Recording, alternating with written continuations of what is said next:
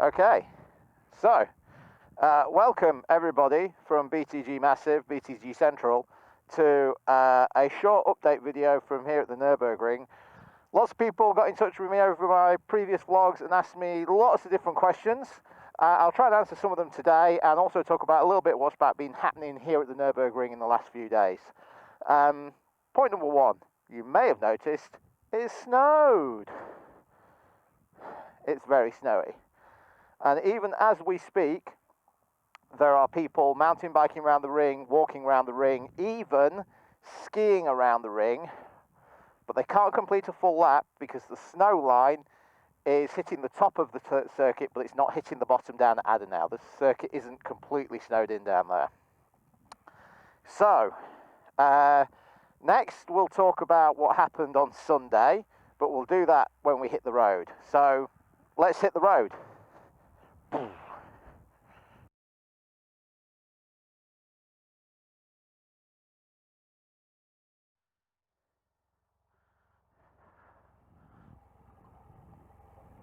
Right.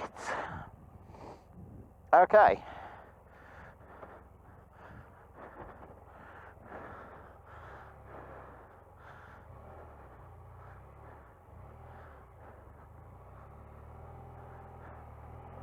Let's get going. No touching of the front brakes here. And we're on the tarmac. Good. Let's rock and roll. So as promised, we'll talk about what happened on Sunday here, which involved the Polizei, about 200 cars and a lot of tickets. And then after that, we're going to talk about the twistiest road here at the Nürburgring, which is a beautiful road over at the Virneburg. And we'll head out that way. Yeah, so on to Sunday's shenanigans. As you may have noticed, for a Tuesday morning here at the Nürburgring, this is pretty busy. Lots of people on the track, walking the dogs, bicycling, even some skiing, some sledging there on the car park hill. And it's because obviously we're in that gap between Merry Christmas and Happy New Year. And the snow has hit the Eiffel, but it hasn't hit the cities. So we got a lot of them there city boys coming on up here to the Nürburgring. And what happened on Sunday happened over here on the Gewerbe am Nürburgring. Now this is the industrial estate, and this is where a lot of the money around here is actually made and spent. Now the sign's a little bit out of date, okay? But you can still see on the sign, look, we've got Fiat, we've got Capricorn, we've got Bridgestone, Sachs, ZF Sachs. It's a long time since Fiat was here, I'll be honest. But still. Jaguar Land Rover, Öhlins, Yokohama. On the left here is Aston Martin and Aston Martin Racing. Phoenix, big race team. Used to doing N24s and DTMs, GT championships. That's the BMW M test centre. That's car residence. This one belongs to Manthey. This one belongs to General Motors. So this is where the Chevys and the Cadillacs come out of, as well as the Opels. This one is AMG's new test centre. How about that? That's brand new. Manthey Racing again. This used to be the Trade Tyre Centre, but now has been bought by Hyundai. I don't know what's happening to that next. The Hyundai Test Centre is behind it. And the Manthey Porsche showroom, the HRT Racing GT3 team on the right, and then this big roundabout. Now, to the right is more Manthey stuff and some Audi and Quattro stuff. Quattro GmbH being separate to Audi, remember. Owned by Audi, but they run their own operations. So I'm just going to go around this roundabout, which is absolutely fine. Hyundai Test Centre access up there. And this is where Sunday's shenanigans did in fact happen. You may have seen some of my more tongue-in-cheek social media posts, right? The ones where I say things like, Meuspath Grand Prix is just starting, pre-registration at Adenau Polizei. It's because a lot of the guys and gals around here who are into cars, a lot of the locals come to that roundabout as soon as it snows to do some big snow drifts. yeah, but of course when you put that when you put that on social media, then other people come, don't they? And then before you know it, you've got 200 cars, some of them drifting quite nicely, some of them absolutely out of control with no idea what they're doing. And then the next thing you know, you've got the policy blocking off both ends of the industry estate, asking everybody to get the hell home or start producing their papers. And that was what happened on Sunday. Now, I have to take some sort of blame in this, because obviously through my somewhat vicarious posts, people get to see what's happening here on a day-to-day basis through the Facebook page, through the Instagram and stuff like that. And everybody's seeing people down there having a bit of cheeky fun, and it's all gone a bit wild. So yeah, Sunday didn't end well. You may see there's a blog post actually on Bridge to Gantry about that, and it includes video from the Brünnchen car park as well. Now, lots of people asking me to see more of the Nürburgring under the snow. Due to Germany's tight off-roading rules, I can't actually take you there on the motorbike, unfortunately.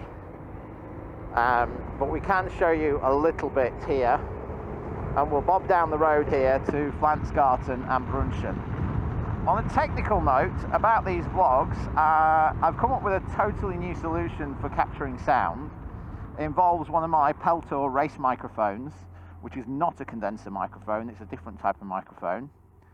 And it involves a homemade windsock, a dead cat, as they're known in the trade, that my wife stitched up for me on her machine, which is very nice of her.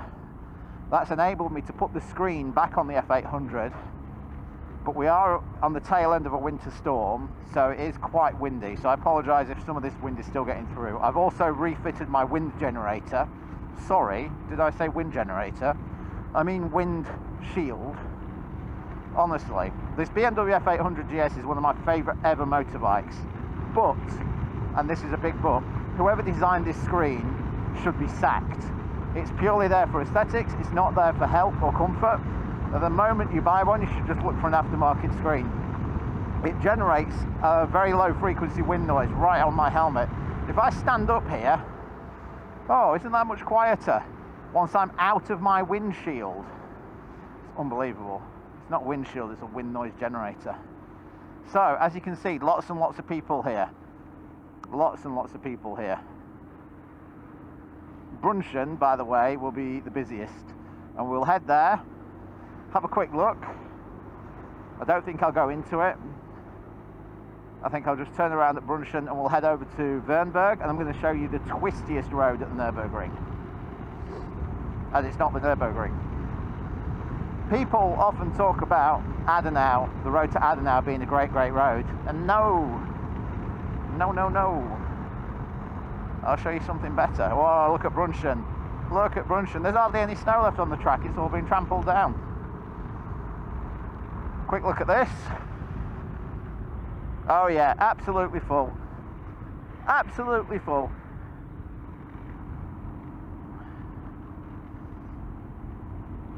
We'll just do a quick UE up here. Do you want to go into Brünnchen? I'll try not to crash the bike, yeah? Because it's probably a bit icy. Oh, look at this. They've actually put a fence up. Can you believe this? Look. They've put a fence up and somebody has opened the fence. I'm not going in there. There's actual notices telling you not to go in. What can you do though, eh? What can you do?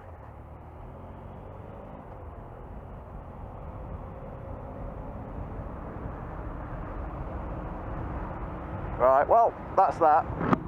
I'm not going to go into Brünnchen because it must be crazy if you think I'm going to go right past a notice from the Nürburgring saying do not enter. It's one of those things, isn't it? It's like any civilized nation. You set the rules. If people choose to break the rules, then that's going to be on them. And I'm fine with that, but I'm not going to do it here and now.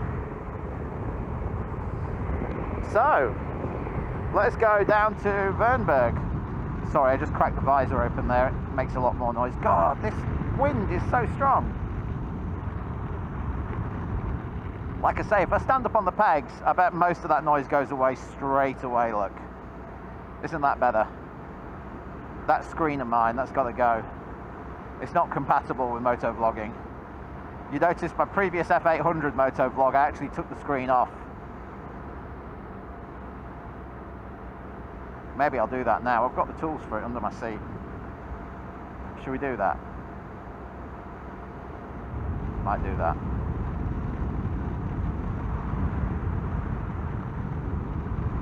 Okay.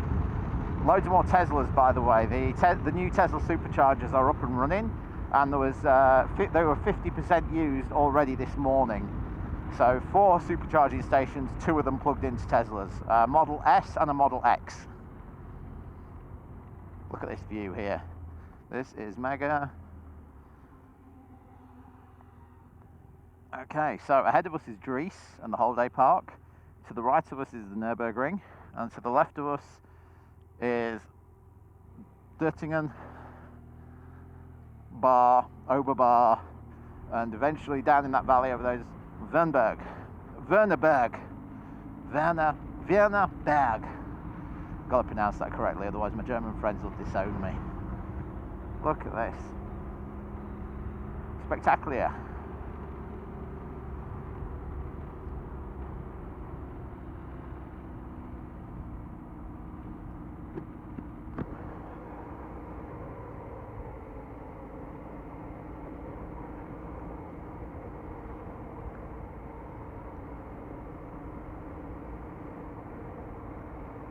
This is the lovely little village of Döttingen.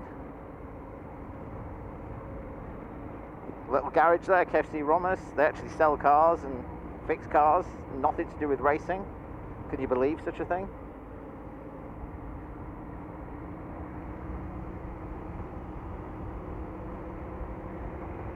Let's see if I'm into the headwind again or not here.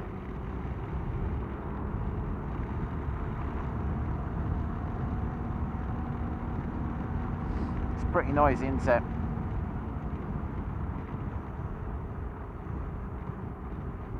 I think we'll take a short break here at the junction to Herresbach and Siebenbach, and I'm gonna pop my screen off.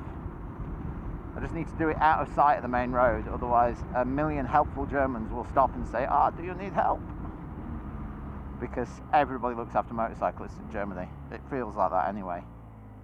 And like every other car that comes past you is actually a secret motorcyclist willing to stop and help you. So you want to readjust your camera and you'll have 10 people ask you if you need recovery or help, or do you need tools.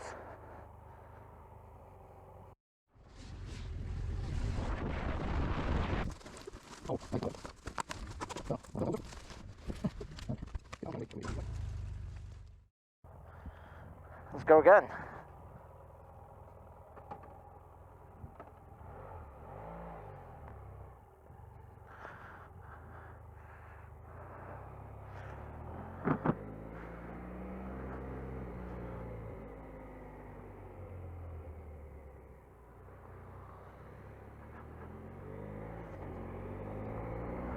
Okay, so we're going to go past Herresbach. That road leads Herresbach and Siebenbach. And then we're going to go past Bar and Oberbar. If you do come back here in the summer to enjoy these roads, please respect the speed limits. You do not need to be breaking the speed limits to enjoy these roads. And I say that with bitter experience of breaking, in particular this 70k limit here on the way in, and getting nobbled for it quite badly.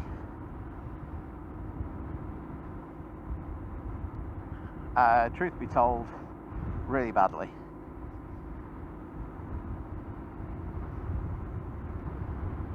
But modesty forbids me to comment more. Okay. So you can take 2 ways to Virneburg from here, and we're going to do the low road. There's the high road and the low road, and they're about equidistant. You can go left towards Langenfeld and everything, or you can go straight on. And we'll go straight on. So Oberbar becomes Mittelbar becomes Bar. 3 names, 1 village, technically.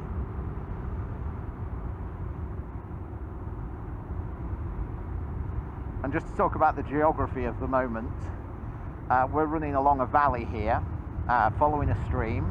That stream's going to get bigger and bigger and bigger, and eventually it's going to take us to Virneburg, which is just a few minutes away. This is a 100k limit here. I'll just introduce you to one of the concepts that is sometimes alien to non-Germans. So this was a 100k limit, yeah? Do you see a 50k sign? No, but it is 50k. From the moment you get to this yellow sign, it's a 50k limit. And we've got the little yellow diamond as well. So this means it's a built-up area, which has its own speed limit, 50 kilometers an hour. Worth remembering, it's not like England where you always get that 30-mile-an-hour sign on the entrance to every village.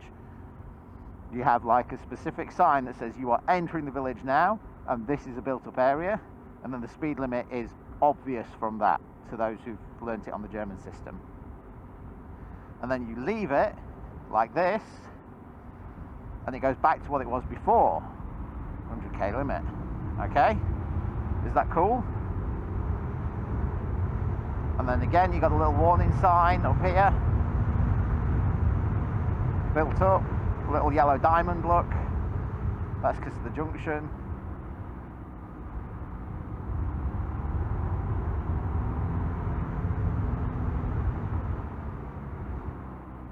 And now the next village is Virneburg. Virneburg. Man, it's difficult for me to pronounce that. My English mouth just doesn't like it. I just want to make everything into manner. The Germans have strong differences between an E, like a, for example, the word Berg, right? Burg with an U, Burg. A Burg is a castle, and a Berg is a mountain. You don't want to sound like you're opening the front door to the mountain, do you? Not unless it's Lord of the Rings, anyway. But I digress. Mate, these motovlogs, they're just one digression the whole time. Now, I think that's a lot better on the old wind noise, don't you? Without my windshield to protect me from the wind. This bike functions better as a naked bike. Now, if you do enjoy these moto vlogs, I'm really happy because I've spent a lot of time working on the settings and the quality settings of both the sound and of the picture. I'm using a GoPro Hero 9, if you wondered, and I'm using an ND8 filter on at the moment, so I can slow the shutter speed down and give you some nice impressions of the incredible speeds we're reaching here in the cold and the wet on my knobbly tyres. And here we are at Virneburg. Virneburg. Now, Virneburg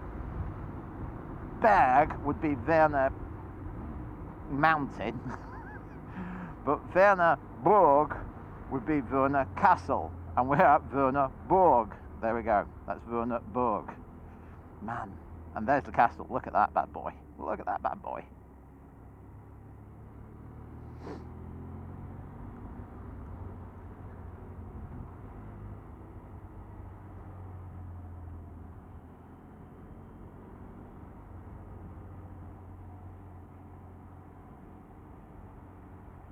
Now, if you're one of those heathens that comes to Germany and then demands to have a McDonald's, McDonald's is the other side of this wiggly road that I'm about to show you. So now you've got a great excuse to do this wiggly road. You can say, well, I was at the Nürburgring and I fancied a McDonald's. No overtaking here. This is still the 30-mile-an-hour limit. And now we've got this super steep climb, and they did it by cutting in about 7 switchbacks into the mountain. And as I promised, this is the twistiest road at the Nürburgring. Way twistier even than the Nürburgring.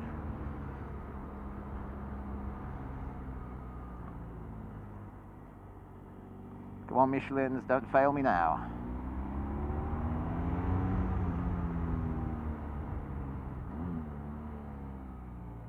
We're just going up and up. It's absolutely mega for photography as well, this road, because you've got some nice big stopping zones on the hairpins where you can easily park off the road out of sight, and then your mates can come round at like 10-15 kilometers an hour around these super slow hairpins. Use a slow shutter speed, bit of bada boom. You got some amazing speed blurred photos on some amazing hairpins in Germany.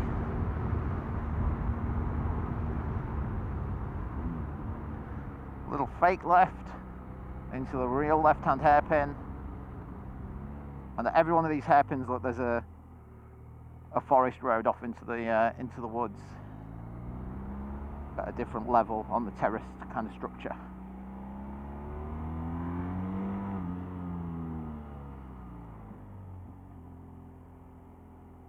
And there we go, we're at the top. How about that? How about them apples?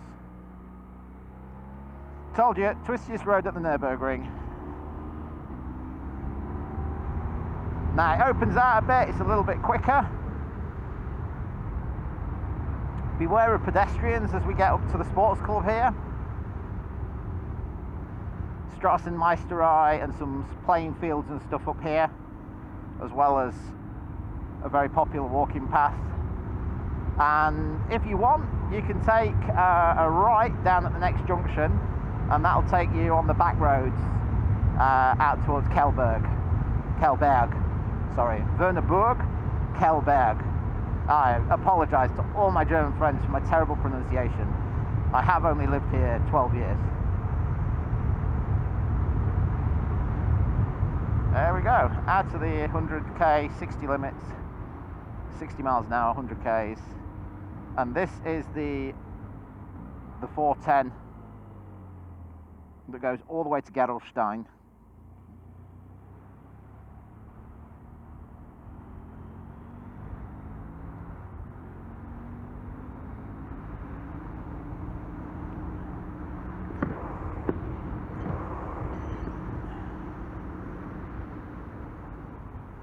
I'm going to hang a U-ey. I'd like to take this road home, but I think some people will want to see more of that twisty road, so we'll go back on the Virneburg road.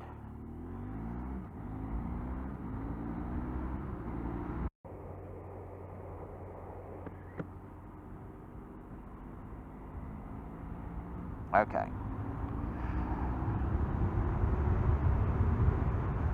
So this is the Virneburg road in the opposite direction.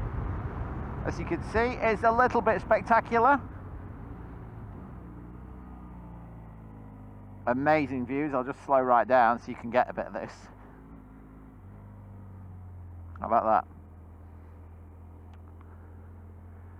First hairpin, coming down to the second hairpin.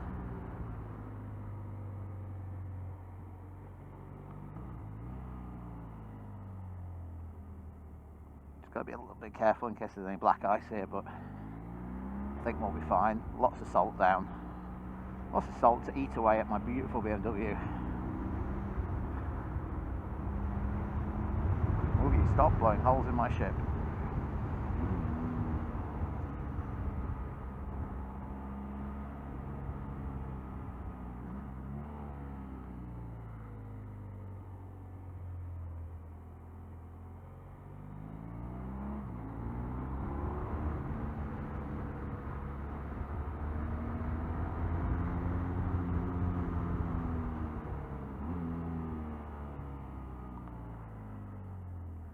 And that's the last hairpin.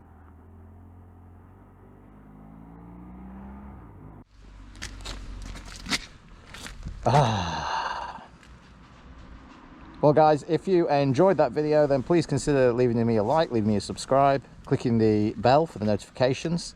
As you can see, the village of Virneburg is beautiful. Look at that.